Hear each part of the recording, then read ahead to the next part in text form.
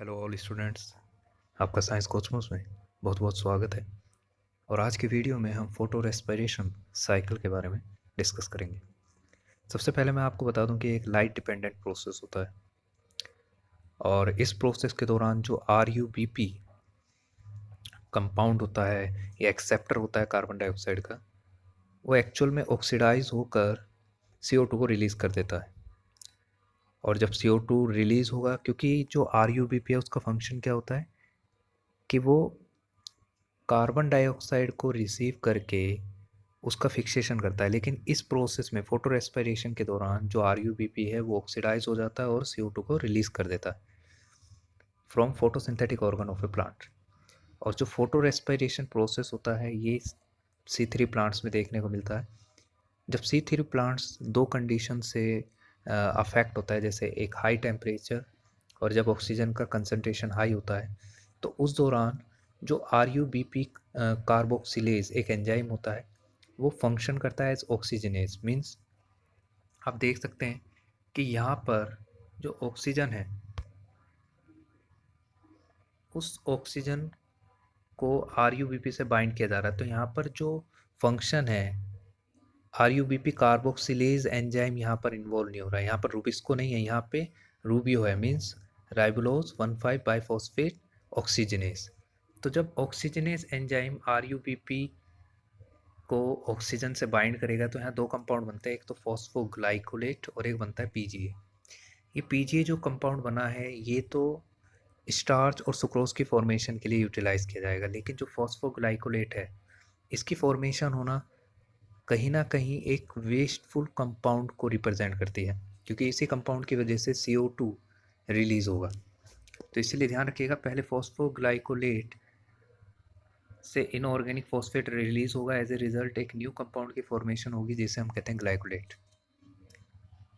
जो first organelle से means chloroplast से ट्रांसपोर्ट कर दिया जाता है किसके अंदर, पेरोक्सिसोम में, जो एक सेकंड ऑर्गेनेल है। जब ग्लाइकोलेट पेरोक्सिसोम में ट्रांसफर होता है तो यहाँ पर इसका ऑक्सीडेशन होता है। As a result glyoxylate and hydrogen peroxide की फॉर्मेशन होगी। अब ये ग्लाइऑक्सिलेट यहाँ पर ऑक्सीडाइज हुआ है। अब इसका अमाइनेशन होगा, मीन्स ये एक अनदर कंपाउंड में कन्वर्ट हो जाएगा जिसे कहते हैं ग्लाइसिन।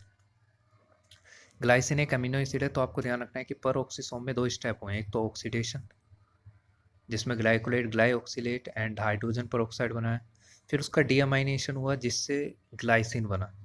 अब इस ग्लाइसिन को थर्ड ऑर्गेनेल में ट्रांसपोर्ट कर दिया जाएगा जिसे कहते हैं माइटोकॉन्ड्रिया या power house of the cell. Mitochondria में ग्लाइसिन के साथ दो प्रोसेस होंगे। पहला इसका डीअमाइनेशन होगा जिससे इसमें से अमोनिया रिलीज होगा, तो आप देख सकते हैं यहाँ पर अमोनिया रिलीज हो रहा है। फिर इसका डीकार्बोजाइलेशन होगा, मीन्स ग्लाइसिन से CO2 का रिलीज होना, डेट इज डीकार्बोजाइलेशन। इस दौरान NADH मीन्स NAD प्लस जो है वो रिड्यूस होकर NADH बना रहा है। अब यहाँ पर इन स्टेप्स के बाद एक नेट कंपाउंड जो आपको मिलेगा डेट इज अ सेरिन, जो एक अनदर एमिनो एसिड है। अब ये सेरिन ट्रांसफर कर दिया जाएगा इनटू पेरोक्सिसोम।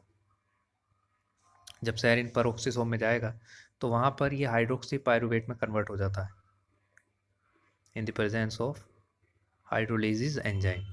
अब यहाँ पर हाइड्रोक्सी पायरुवेट से ग्लिसरेट बनने के दौरान जो हमारा NADH है वो ऑक्सीडाइज हो जाता है, तो आप देख सकते हैं कि ये NAD प्लस बना रहा है। तो NAD प्लस मीन्स ये भी जो स्टेप है ये वाला, ये स्टेप भी एक वेस्टफुल स्टेप है, क्योंकि यहाँ पर NADH जो लाइट रिएक्शन के दौरान बना है वो यहाँ पर कंज्यूम्ड हो रहा है, तो NAD प्लस बना और ग्लिसरेट की फॉर्मेशन हो गई। अब ये ग्लिसरेट ट्रांसफ़र हो गया क्लोरोप्लास्ट में, जहाँ पर जाकर ये PGA बनाएगा। PGA साइकिल को स्टार्ट करने के लिए रीजनरेट होगा और वो रीजनरेट होकर RUBP बनाएगा।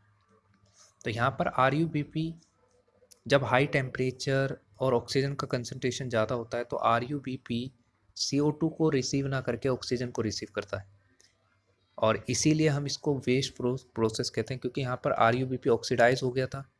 ऑक्सीडाइज होकर इन्हें फॉस्फोग्लाइकोलेट बनाया जो रेस्पॉन्सिबल है CO2 को रिलीज़ करने के लिए। तो आपको ध्यान रखना है कि जो CO2 का प्रोडक्शन आप देख रहे हैं, पहला यहाँ पर वेस्टफुल प्रोसेस है, दूसरा इस जगह ATP कंज्यूम्ड हुआ प्लस NAD एच कंज्यूम्ड हुआ, ये वो प्रोडक्ट हैं जो लाइट रिएक्शन के दौरान बहुत इंपॉर्टेंट थे, जिनका यूज़ होता पीजीए को रिड्यूस करने में, मीन्स उसे स्टार्च बनने में यूज़ होता, लेकिन ये यहाँ पर वेस्ट हुए, इसलिए हम इस प्रोसेस को वेस्टफुल प्रोसेस कहते हैं। तो आपको ध्यान रखना है कि फोटो रेस्पिरेशन एक वेस्टफुल प्रोसेस है, क्योंकि यहाँ पर 25% जो CO2 है वो लॉस हो जाती है, जबकि उसको फिक्सेशन होना था उसका, लेकिन वो लॉस हुई। तो इसलिए यहाँ पर दूसरा, यहाँ पर एटीपी और एनएडीपी का कोई सिंथेसाइज नहीं हुआ है, वो सिर्फ कंज्यूम्ड हुए हैं, और कंज्यूम होने के बाद भी CO2 फिक्सेशन नहीं हुआ, CO2 रिलीज हुआ with the utilization of ATP. That's why इसको हम वेस्टफुल प्रोसेस कहते हैं। Okay, so thank you so much for watching this video, और इसे ज़्यादा से ज़्यादा शेयर करें for NEET aspirant, and I hope you will get some knowledge. और वीडियो कैसा लगा ये मुझे कमेंट के ज़रिए बताइएगा। Thank you so much for watching this video.